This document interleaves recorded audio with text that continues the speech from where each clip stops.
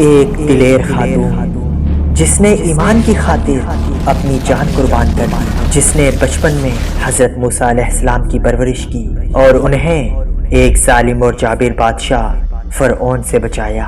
لیکن جب اس خاتون نے اللہ پر ایمان لایا تو فرعون نے اس کے ساتھ کیا سلوک کیا، اور ایسا کیا ہوا کہ اس عورت کو اس دنیا کی عظیم ترین عورت کا لقب دیا گیا۔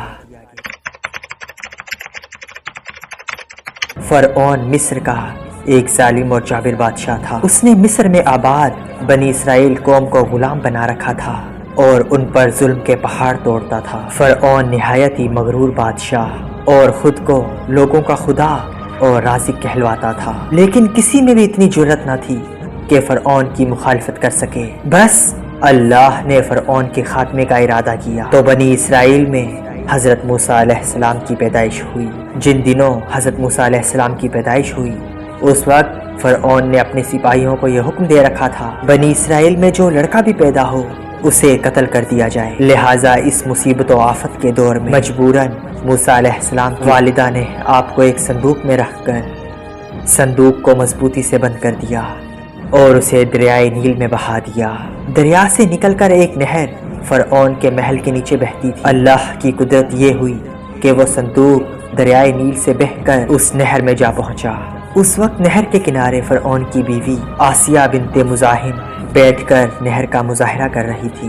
آسیہ خوبصورت اور نیک دل خاتون تھی اور وہ ان دنوں کسی بیماری سے شدید تکلیف میں تھی۔ فرعون نے حضرت آسیہ کا بہت علاج کروایا تھا مگر کوئی شفا نہیں ہوتی۔ کہتے ہیں کہ کاہنوں نے اسے بتایا تھا کہ فرعون ہم پیشن گوئی کرتے ہیں کہ اس نہر میں سے ایک آدمی تیرے محل میں داخل ہوگا، اگر اس کے منہ کی رال تیری عورت کی بیمار جسم پر ملی جائے تو اسے شفا ہو جائے۔ بس جب بہتے ہوئے صندوق پر حضرت آسیہ کی نظر پڑی تو انہوں نے ملازمین کو اسے نکالنے کا حکم دیا۔ جب اس صندوق کو پانی سے نکالا گیا اور اسے کھولا گیا اور ملکہ نے جب اس بچے کو دیکھا تو اسے یوں محسوس ہوا کہ ایک بجلی سی چمکی ہے جس نے اس کے دل کو روشن کر دیا ہے۔ آسیہ کے دل میں اس بچے کے لیے محبت بڑھ گئی۔ اس بچے کا لعب دہن جیسے ہی ان کے ہاتھوں پر پڑا تو انہیں شفا ہو گئی۔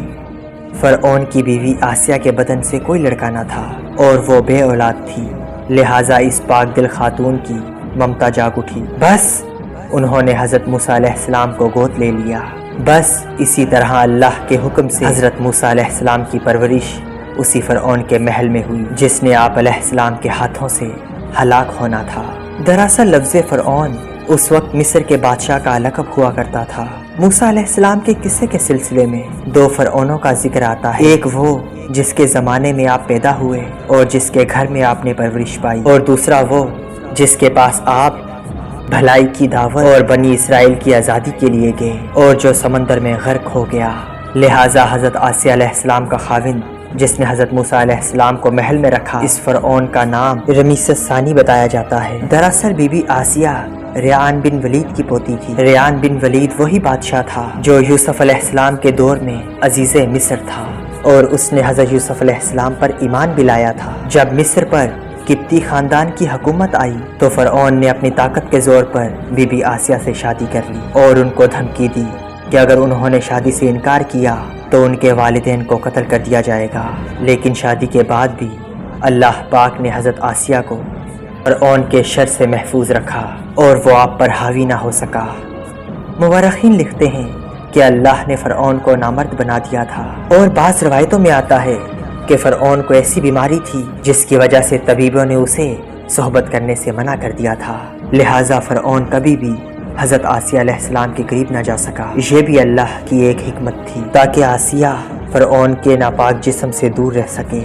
موسیٰ علیہ السلام کی پرورش فرعون کے محل میں شہزادوں جیسی ہوئی، ہر طرح کے آرام و آرائش آپ کے لیے دستیاب تھے، لیکن قبطیوں کے درمیان زندگی گزارنے کے باوجود موسیٰ علیہ السلام فطرتی طور پر ان سے مختلف مزاج کے مالک تھے۔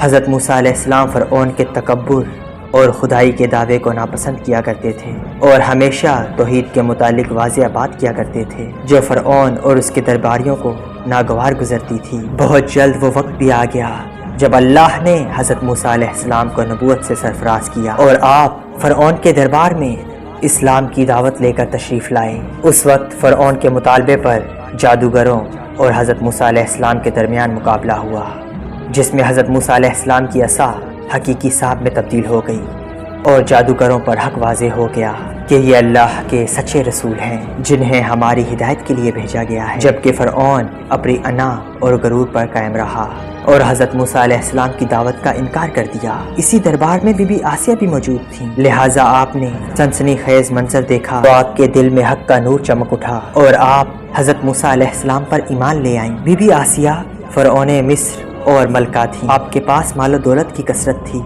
لیکن اس کے باوجود آپ غرور و تکبر کا شکار نہیں، بلکہ آپ کا دل غریبوں کی محبت سے سرشار اور ان پر شفقت و محبت سے لبریز تھا۔ آپ دل کھول کر ان پر صدقہ و خیرات کیا کرتی، اسی وجہ سے آپ کو ام المساکین یعنی مسکینوں کی ماں بھی کہا جاتا ہے۔ چونکہ بی بی آسیہ اپنے شوہر رمیسس کے ظلم کو بھی خوب جانتی تھی، اس لیے اپنے ایمان کا اظہار نہ کیا اور چھپ چھپ کر اللہ کی عبادت کیا کرتی اور اللہ سے یہ دعا کرتی کہ میرے اللہ مجھے فرعون اور اس کے عمل سے نجات دے، میں اس کے کفریہ حرکتوں سے بیزار ہوں۔ حضرت آسیہ اللہ تعالیٰ کی عبادت کرتی اور توبہ استغفار میں رہتی، بس ایک دن فرعون کو آپ کے ایمان لانے کی خبر ہو گئی۔ اس نے ایک روز اپنے درباریوں سے کہا، کیا تم لوگوں کو میری بیوی کی کچھ خبر ہے؟ تم لوگ اس کے متعلق کیا جانتے ہو؟ سب نے بی بی آسیہ کی بڑی تعریف کی اور ان کی بھلائیاں بیان کی۔ فرعون کہنے لگا، کیا تم لوگوں کو نہیں معلوم کہ وہ میرے سوا دوسرے خدا کو مانتی ہے؟ لہٰذا فرعون نے حضرت آسیہ کو دربار میں بلایا اور ان سے پوچھا کہ تو کسے اپنا معبود مانتی ہے؟ حضرت آسیہ نے دلیری اور جذبہ ایمانی سے جواب دیا کہ میں موسیٰ کے خدا پر ایمان رکھتی ہوں جو تیرا، میرا اور سب کا رب ہے۔ فرعون بی بی آسیہ کے جواب پر غضبناک ہو گیا اور بہت جلد پورے شہر میں اس بات کی شہرت ہو گئی کہ فرعون کی بیوی اور ملکہ نے فرعونی طور طریقے کو ٹھکرا دیا اور دین موسیٰ قبول کر لیا ہے۔ پہلے تو فرعون نے بی بی آسیہ کو ڈرا دھمکا کر حضرت موسیٰ علیہ السلام کے دین کو چھوڑنے کا کہا، لیکن جب فرعون نے حضرت آسیہ کے مضبوط ارادے کو دیکھا تو اس نے ظلم سے کام لینے کی ٹھان لی۔ فرعون نے اپنے اہلکاروں کو حکم دیا کہ آسیہ کو مصر کے تپتے ہوئے ریگستان میں لٹا دیا جائے، لہٰذا آپ کو شدید گرمی میں ریت کے تپتے میدان میں چھوڑ دیا گیا۔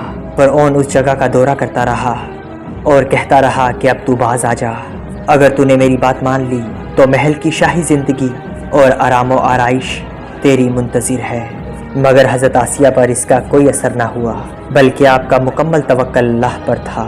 جب فرعون نے حضرت آسیہ کی ثابت قدمی کو دیکھا تو اس نے آپ کو شہید کرنے کا فیصلہ کر لیا۔ اس نے اپنے سپاہیوں کو حکم دیا کہ بڑی سے بڑی چٹان کہیں سے اٹھا لاؤ، حضرت آسیہ کو لٹاؤ اور اس چٹان کو حضرت آسیہ پر گرا دو۔